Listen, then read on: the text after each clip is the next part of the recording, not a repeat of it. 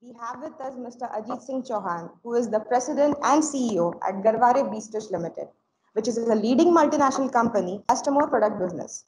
Mr. Chauhan is a rank holder, mechanical engineer, marine engineer, MBA, and alumni of an London Business School. He holds over 36 years of diversified experience working in India and overseas. He has worked across multiple industries of engineering, marine, telecom, power, pharmaceuticals, plantations, and elastomers, and has been leading organizations for over 18 years as CEO, including several board responsibilities. He has been recognized for his leadership in driving business growth and turning around strategies.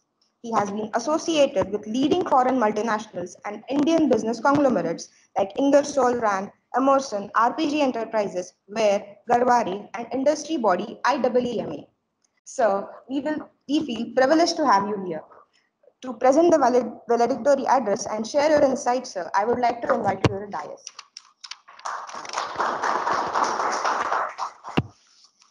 Good afternoon, friends.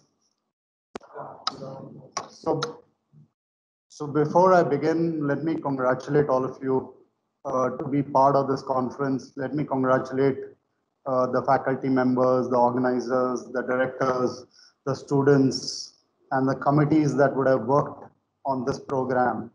And I must say that you all have picked up a wonderful session, a very important topic, a very relevant topic, something that's important for all of us, that has always been very important for everyone and has a great deal of context in today's times. As I also say, and I was thinking on what am I going to talk to this thing, and firstly, I must tell you, I get greatly energized when I meet the B school students and the faculty and the teachers. And something that I had thought of where I would start from, I'm going to deviate because of all that I've heard here, all that I've said. So what I'm going to give you all a flavor, which I think will add a great deal of value more to you, is correlating a vision that is formed by the government, which we call it as the larger vision, and what steps can we take to really translate it onto businesses, onto corporates, which is where I have about 36 years of experience and a very different and a diversified experience. In my lifetime, there was one wish that I had, and it's always said that when you wish for something and you wish it seriously, be careful of what you wish. In my wish statement in my life, I wanted to be a good business manager. I didn't want to follow one business. And one business, when I got in and started doing well, I said, let me go and challenge myself in another industry, that am I as good in that industry as I was in the past? So that was the wish statement in my life. And subconsciously, I must have asked the Almighty for that. The fact happened that I went from marine to engineering, to telecom, to power, to pharmaceuticals, to elastomers. I have never ever repeated an industry ever in my life. And I have gained my experience in different industries. All experiences teach you something that's very different. All experiences, every industry has its strengths, every industry has its own challenges, and what you learn across industries. And you can also take cross-reference and learnings of one industry into another and succeed. So I'm going to try and share a bit of that, the learnings that I picked up across industries, what we can do, how can we take Atmanirbhar Bharat forward? What does it mean to all of us, etc., etc. So, firstly, it's a very important topic, and there have been many hot debates on this topic. You know, there have been different versions, there have been different contexts, there have been different things that people have mentioned about Atmanirbhar Bharat. What are those different things to start with that we have heard of? It's been strongly debated. It's a very strong topic. Some people say whether Atmanirbhar Bharat is relevant for today. Some people say whether Atmanirbhar Bharat, because of this theme, is it taking us forward or is it taking us backward? So you have all sorts of perspectives that are coming into play. What does Atmanirbhar Bharat mean? Does it mean that we're going to go out and approach the world? Are we go and consider world as our oyster? Are we going to regress back and shut our doors to FDI and say no? we're not allowing anybody and we're going to get into a protectionist kind of a society. So what is Atmanirbhar Bharat all about? What is the relevance of it today? Let's take a few minutes to understand the relevance and put it in perspective of how do we see it. So the first thing when we talk about Atmanirbhar Bharat, what is it talking about? Self-reliant, right? Anything that talks about self-reliance, the question is, how can you have a negative connotation to self-reliance? You obviously, whether it's a person, whether it's an institute, whether it's a company, whether it's a country, whether it's a civilization, whether it's a community, it can be anything, right? But self-reliance is the basis of existence of anybody. Yes, we are all interdependent. Yes, we all live in a community. Yes, we will all be reliant on each other. That interreliance is never going to go away. But a degree of increase of self-reliance in any community, industry, society, country will always be the basis of progress of that particular country and that particular place. So all the negative connotations that are connected with and are being talked about on and off in some quarters of whether it is regression back into a protection area, whether it is regression back into blanking of FDIs coming into our country, whether it is protecting ourselves and not allowing any interaction, was liberalization a wrong scheme? All of that, according to the perspective that we should carry, is all of that is not relevant for today. What is relevant is we gain in strength, we use our strengths, we leverage our strengths, and we move into the forward with a surer step, with a greater degree of surety into this world and make a name for ourselves, make a place for ourselves. That's the call of Atmanirbhar Bharat. While the phrase, the coin of Atmanirbhar Bharat has been coined by the Honorable Prime Minister, Mr. Modi, when we look at this whole concept of Atmanirbhar Bharat, is it new to us? We must try and figure out its relevance also from history, also from time. Right? Everything has a time perspective. There's history in everything. So let's analyze this concept from any perspective that we may see. Right? If we were to go back in time, and if we were to read our own scriptures, the scriptures makes a mention of self-reliance. The terms can be different. The way you put it can be different. Right? But this whole concept of self-reliance, Atmanirbhar, is dated back into, whether you take Vedas, you take the Upanishads, you take any of the scriptures, it's all existing there. And we all know some of the scriptures that we have all read, different people, different religions. The biggest management theories lie in our scriptures out there. And all these scriptures make a very, very strong mention of being Atmanirbhar. And when we again go back in time, and when we look at our civilization, the Indus Valley civilization, the civilization that we all belong to, we have given this world many, many firsts. Whether it is the mathematics, whether it is the astronomy, whether it is the architecture, whether it is the science, whether it is the medicine, whether it is, you name it. Let's look back at our history. Were we not Atmanirbhar? We were leaders in Atmanirbhar. We were the leading light of civilizations. We were the leading lights of knowledge. So how can today Atmanirbhar be irrelevant? How can anyone question the concept of Atmanirbhar? It's been used in different manners, it's been used in different strategies, but right from the civilization that we belong to, right from the civilization that we have grown from, right? This is a concept that was there, that is here, and will be relevant for tomorrow and forever. Let's look at it from another perspective. Can you leverage it in a very strong manner? Yes, you can leverage it in a very, very strong manner. So when we came down to being occupied by other nations, what did we use? What did the father of the nation, Mahatma Gandhi, use? Which was one of the strongest strategies that he used? The Swadeshi movement. Right?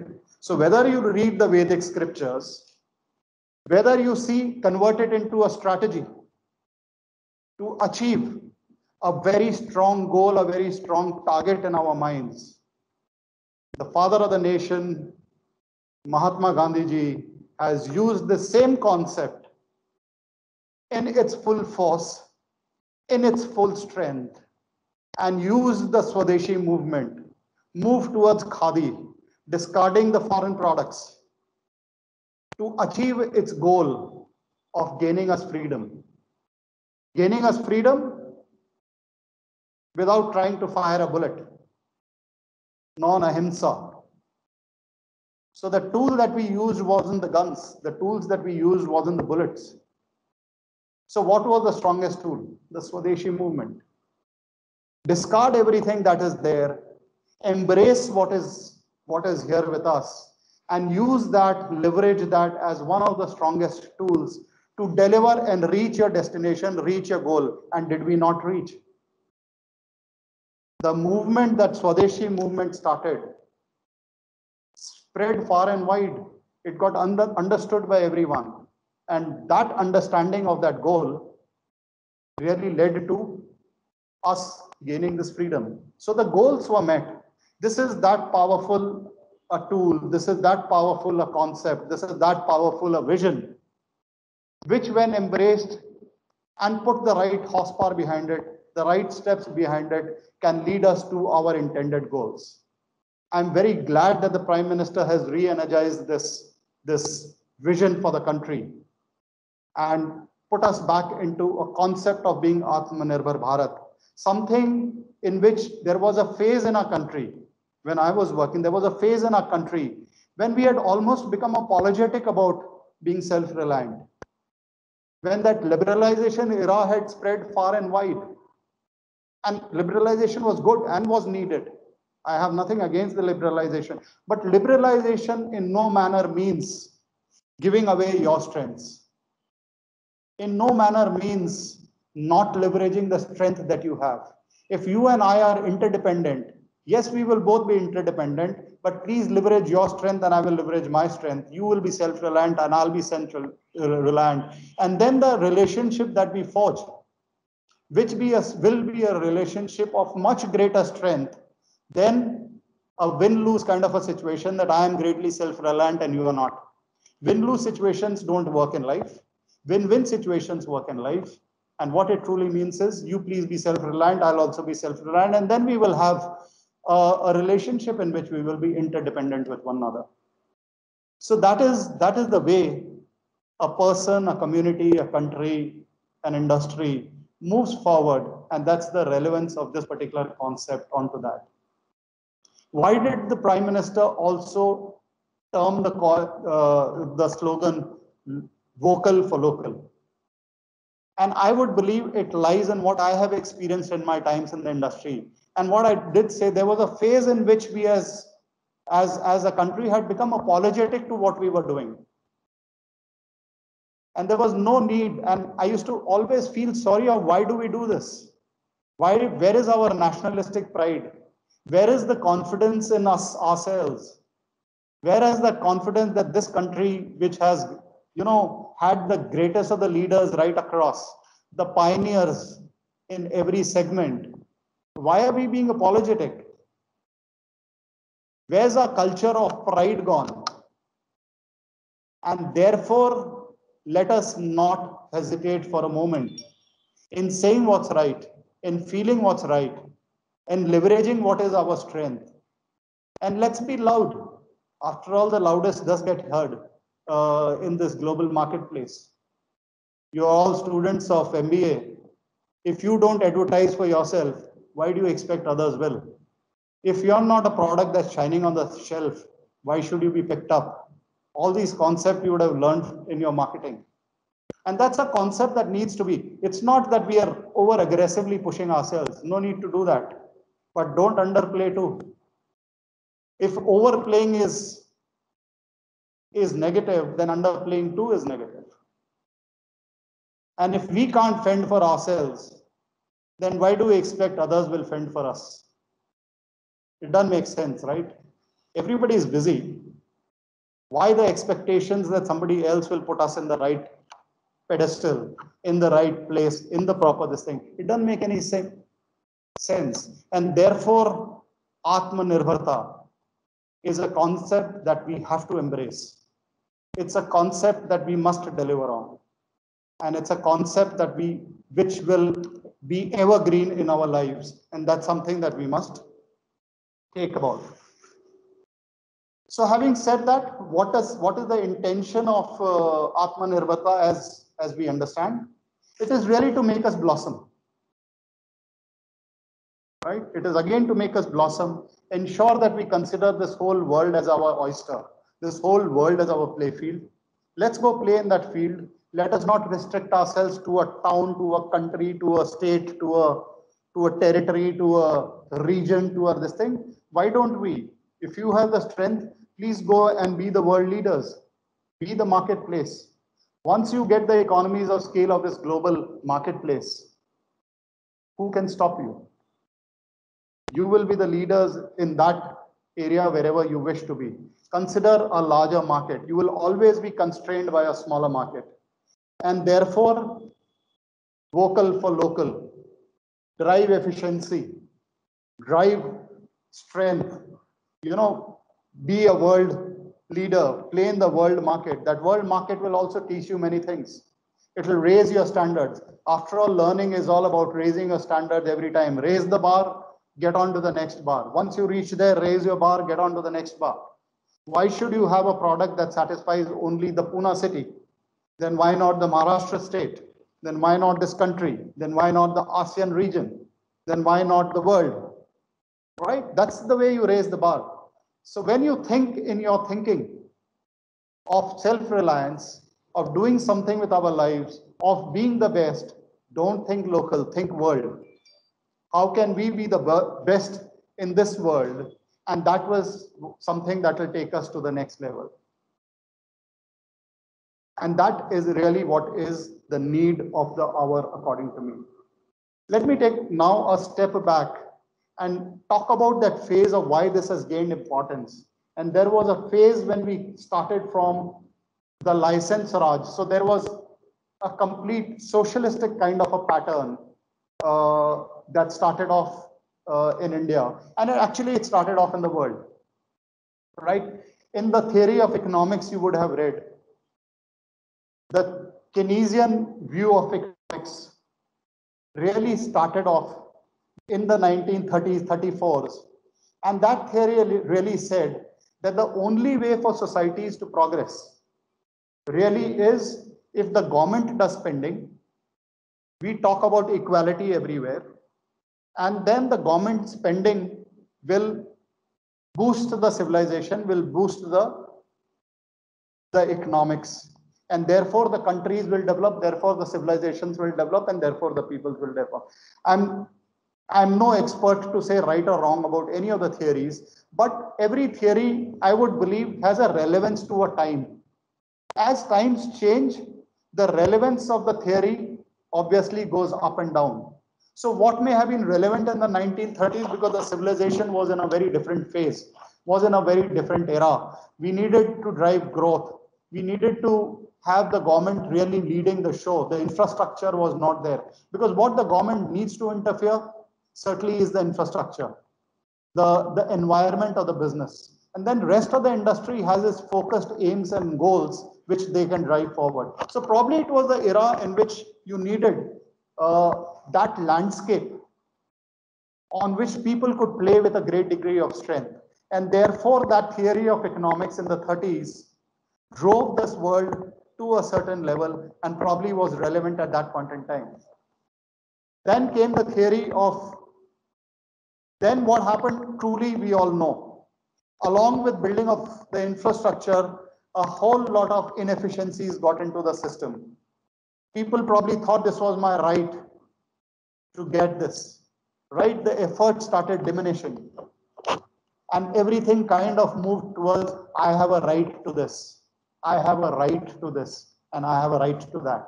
There is no right. We got to earn our rights, right? There are no rights.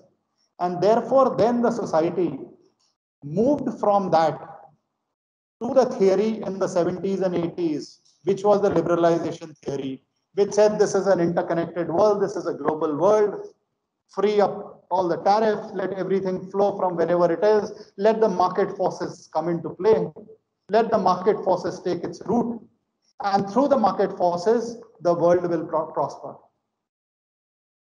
Right? Again, I would say a valid theory. Moving in from a socialistic pattern, we moved completely to the capitalistic pattern and moved on to another 180-degree turnaround opposite direction we moved.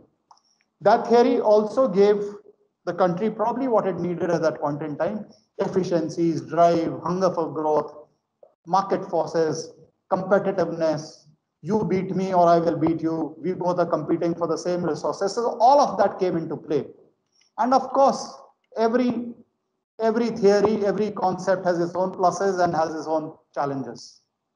And with that, we developed the capitalistic market, we developed the industries, we did a lot of work on the landscape of the socialistic patterns that countries had operated on earlier. But then the flip side of that was the disparity. Some became very rich, some became very poor. Some countries did extremely well, some countries didn't do very well. And then, of course, it was also interspersed with the colonialization, the ambition of many countries to rule this world. And all these countries went on and on and on and conquered this and conquered that and took away the riches of one. So while all of the theories worked, but the theory of colonization doesn't work. And then came all the freedom struggles right across the world, which we overcame, and then we are moving on to the next level. So these were different ways, different aspects, different scenarios, different theories working at different points in times. But the basic, every time you're not strong enough, every time your immunity is not proper. Let me give you the example of this pandemic. What are you doing? You're raising your immunity levels. What is it? Self-reliance. You're asking your body to be that self-reliant that even when the virus tries to get in, you know, the body will have the immunity. And will that ever be an outdated concept? Whatever theory may come and whatever theory may go, the immunity theory of the body is never going to go away. Right? So that's really where it is. So then came the 70s and the 80s, came the liberalization era. And in the liberalization era, we suddenly moved from a license Raj to an era in which all the borders were thrown open. From the Fiat and ambassadors, we saw all the Mercedes and all the cars coming in, and you know, we got completely blinded by all of this. Good. We now had the technology coming in, we needed to channelize it in a very, very proper manner. Right? We suddenly saw the world, we suddenly saw everything that the world was to offer. And here I will give you the two correlations between India and China, which are very talked about, because having worked in multinationals, I worked in India and I worked in China. And I'll give you the two simple, basic two perspectives where we went apologetic and that country didn't. And that has made a great deal of difference to where things have moved from there on. In that liberalization era, every country that was powerful wanted to firstly dominate the less powerful countries. In economic terms, I'm now talking about economic terms, the freedom struggle put behind, we have gained our freedom, we have moved on. Now we're talking about the economic struggle. And when it comes to the economic struggle, it's a rule of nature, the survival of the fittest. And all the fittest countries who existed at that point in time obviously wanted a greater share of the pie, greater share of the market. And they were pressurizing the less powerful nations in economic terms, of reducing the trade barriers, allowing them to come in and all of that. And obviously, when we see a new car, other than something that we used to wait for 9 months, obviously the population is also very, very excited and very, very happy about all of that. Nothing wrong with it. We should all be. But in that phase, whenever I would see an interaction between us as Indians with the Western world, we were apologetic about our policies. What were we apologetic? Yes, we know our barriers, trade barriers are very high. Yes, our customs duty are very high. We are trying to do this, we are trying to do that, we are trying to work on labor reforms, we are trying to do this. There was no end to our apologies. Why? If there were certain trade barriers, it was otherwise the cat is going to eat the pigeon right away. If there's no barrier between the cat and the pigeon, what chance does the pigeon have? What were we apologetic about? But yes, there was a great deal of apology in our industrial world at that point in time. And as a result, we didn't make the progress that we should have. I'll give you the example of China. I've worked there, and that nation and that community used to say, yes, you're welcome into our country, but yes, there will be trade barriers. And if you want to overcome the trade barriers, please bring in your technology and set up a manufacturing unit here. Please bring in your technology, please bring in your money, please set up this thing, and you will in a phased manner do technology transfer of yours into this country without being apologetic. Every single person in that country, if you were to ask, would say the same statement. This is what I've heard from everybody, without a difference, without a change. Yes, you are welcome to come in a country. Please bring in your technology. Please bring in your money. Please bring in your dollars. Please set up a manufacturing unit here. Please give our people the chance to work with you. And in a phased manner, in 5 years, you will transfer the technology into this country. We will gain in technology. And then what happened? All those multinationals went sick. All the technology was transferred.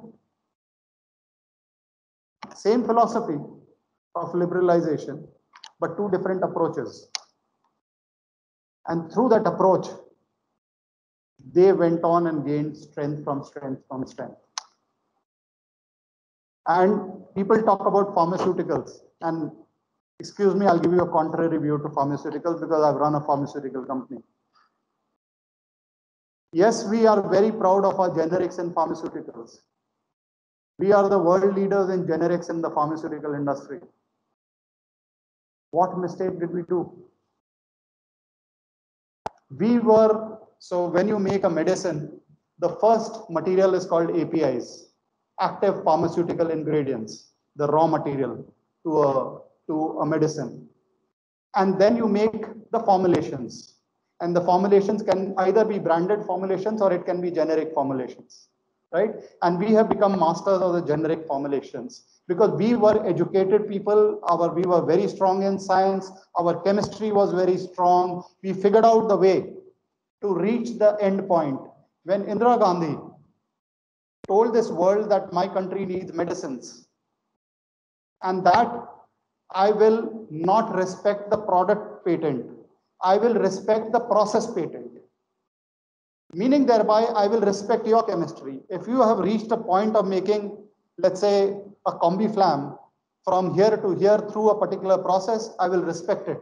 But you cannot prevent me from making CombiFlam or a paracetamol, let me say. Right? So I will find my own process. I respect your product patent. I don't respect your process patent. And that's when the boom of the whole chemistry, which we were very good at, started in this country and the pharmaceuticals started booming. And even today, we are the leaders on this pharmaceutical industry. And then came a phase in which some of our short-term strategies overtook the medium to long-term strategies. So now we were market leaders. Now we were making We were very, very profitable. And from that profits, what did we do? Now we needed to make more profits. Nothing wrong with making the more profits. But balancing the strategy, the point I'm making, balancing the strategy in the short to medium and long term is very, very vital, critical, and important. What did we do? China said, oh God, we don't know chemistry. India is ramping away in terms of pharmaceuticals. We have no clue how to reach there.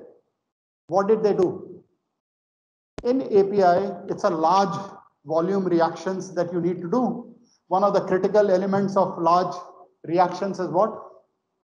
Power. They said, we'll subsidize power, we'll subsidize this thing to this industry, we will subsidize this to this industry. And all the active pharmaceutical APIs that we were making moved from India to China. Who took it to China? We. Who gave them the technology? We. Who took the chemistry there? We. And don't we know in a value chain, if the starting point is not with you, the second point can be cut off whenever the other person wishes. What has been the challenge in this pandemic times? What has been the challenge when the Galwan issue came?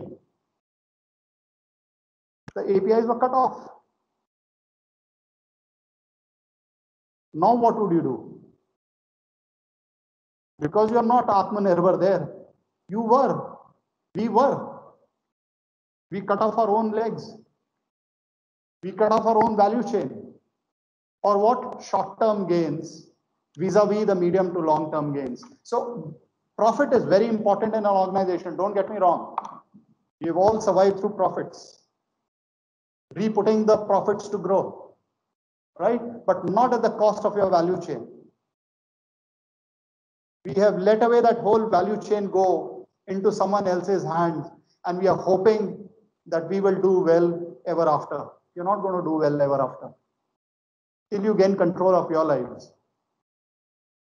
Till you gain, take another example. In IT, why are we doing well in IT? We are doing well in IT because, of course, we are intelligent, but there are many other community that can be as intelligent as us. The credit here goes to two. One is, of course, the Indian mothers who have always chased the hell out of the kids to study. And therefore, we have been one of the most educated societies. So let's give the credit to the Indian mother here. Because we studied, because we were forced to study, or whichever way it worked, but we did study. So we are a society that is educated. We have leveraged that education and leveraged that education to reach our goal as far as IT is concerned. And then we knew a language that is kind of popular right across the world. Because of the colonialization that they have done, that English existed in many, many places. And since that language, we had a feel of that language. We combined that feel of that language with our education, and we made intelligence was always there in the civilization. We never lacked intelligence, right? The combination of these three, we did well as far as IT is concerned. The other people struggled on some of these counts and took that forward. So that's how across industries we have worked well and taken a concept that is there of the government, which can only provide, please understand the landscape, which can only provide the tools, the means, but the rest has to be done by us as a society, as an industry, as people, as a team. If we are again looking at the government trying to do everything and spoon feed us, it's not going to happen, and it should not happen.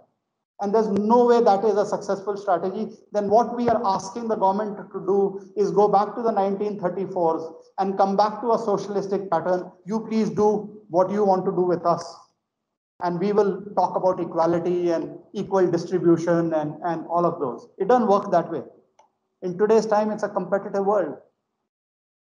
You have to follow a competitive world, and you have to move on ahead, playing the global market, being competitive, being fit, survival of the fittest, be all of that, and you move on ahead. So that's really the rule. What have we done in power? Since we have worked across so many industries, what have we done? So there came the time when we were ramping up our power sector, when we wanted a lot of growth as far as the generation is concerned. Because the time we gained independence, we were only at 1,000 megawatts. From that 1,000 megawatts, we are now at 250,000 megawatts, right? But in our earnest to grow, what did we do? We opened this world to everything, again, in terms of the supply chain. All the ultra mega projects that have come into this country, we had in our country the biggest reactor manufacturer, BHEL. Did BHEL get any of those orders of the ultra mega power projects? Zilch. Where did they all go? China. We gave it to them. We gave it on a platter to them. And we gave it along with the equipments and also the SCADA. And what does SCADA means? You can pry on me whenever you want. I am putting a bug on your mobile. I will stop it whenever I want. You would have heard in the last few days the tripping of the Bombay and the controversy that's going around in Bombay. Is it possible? Of course it's possible. Why? The SCADA system is Chinese. I have in my pocket the key to your lock. And then where are we heading? This is the era of the data. Right? There's no privacy. Everybody knows everything. The Googles of the world, the Facebooks of the world, they know everything. The Zooms of the world, right? They know everything. And where is the world moving to? 5G. And where are we trying to get 5G equipment from? Which war will you win ever? The wars are not going to be fought in Galwan, I promise you. The wars are going to be fought through satellites. The wars are going to be fought through data. The supremacy of the satellite up there, of what it can do, to where the trigger lies. If you're going to be installing equipments of 5G in our neighboring country, I certainly fear for the future. And that's where some of the largest industrialists of Mr. Mukesh Ambani and the tech Mahindras and all have come in and said, we will lead the way. And we will have 5G equipments coming in, and lakhs of crores has been pumped into 5G technology from the country. Is it protection? It's the need of the hour. Be self-reliant. And that's really the route that we got to take. I can keep speaking about industry after industry after industry, but look around. Every industry that you look at, Atmanirbharta is the key to success. Now this is from the, I'll quickly cover the corporate side. I have covered the landscape side and the imperatives and why this is important and why this is relevant and coming in from the history onto where we are. But what does it mean for us? We are the ones who can fructify this vision. The Prime Minister has set this vision, has given us a vision, and is trying to put the pillars which are needed behind the vision. What can the government do? Set up the infrastructure for us.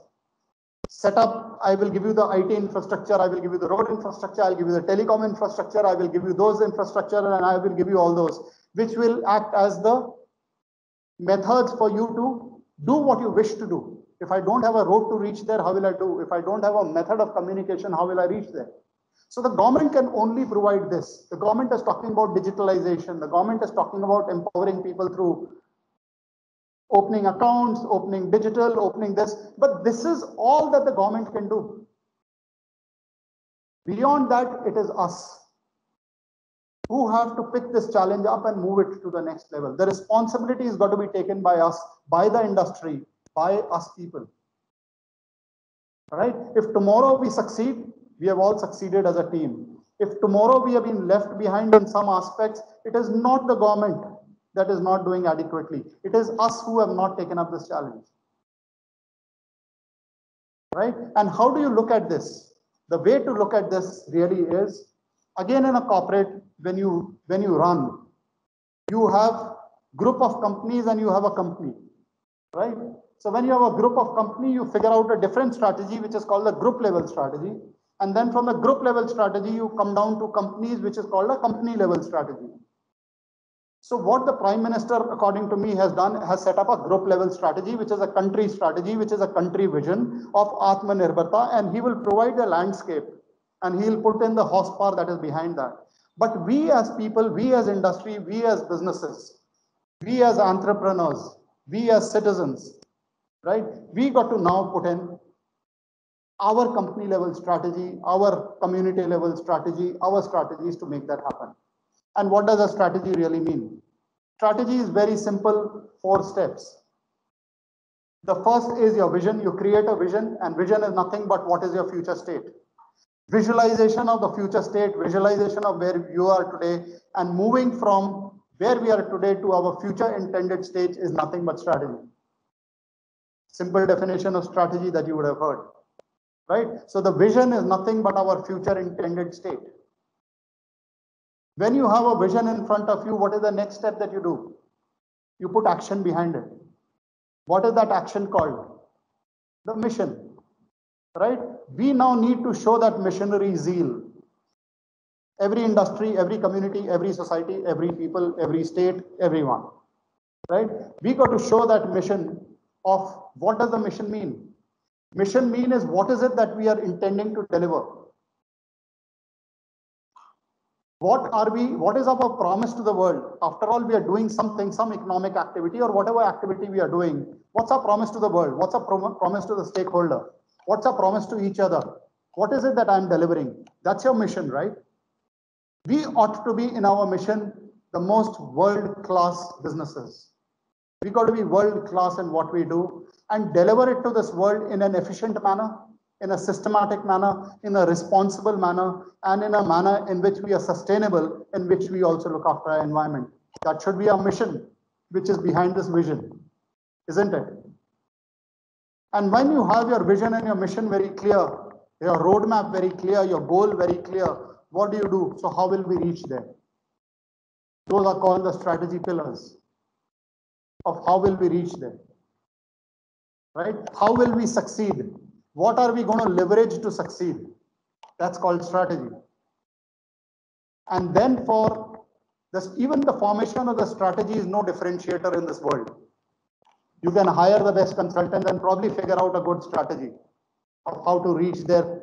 Consultants will tell you these are the 4 things. If you do, you will reach there. But can you do? And what makes things happen is the culture.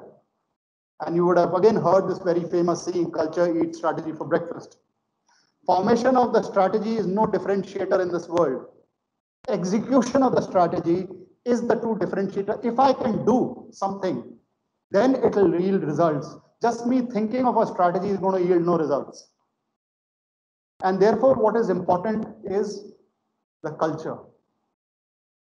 And therefore, all these terms that the Prime Minister is talking about, whether it is the Swachh Bharat, whether it is all of this, mind you, is all towards ensuring that there is a cultural thing that changes for us to execute that strategy that we are talking about and deliver on that strategy.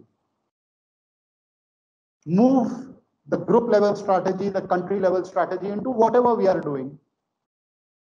Form these 4 steps of drawing your own vision aligned to that, drawing your own mission aligned to your vision.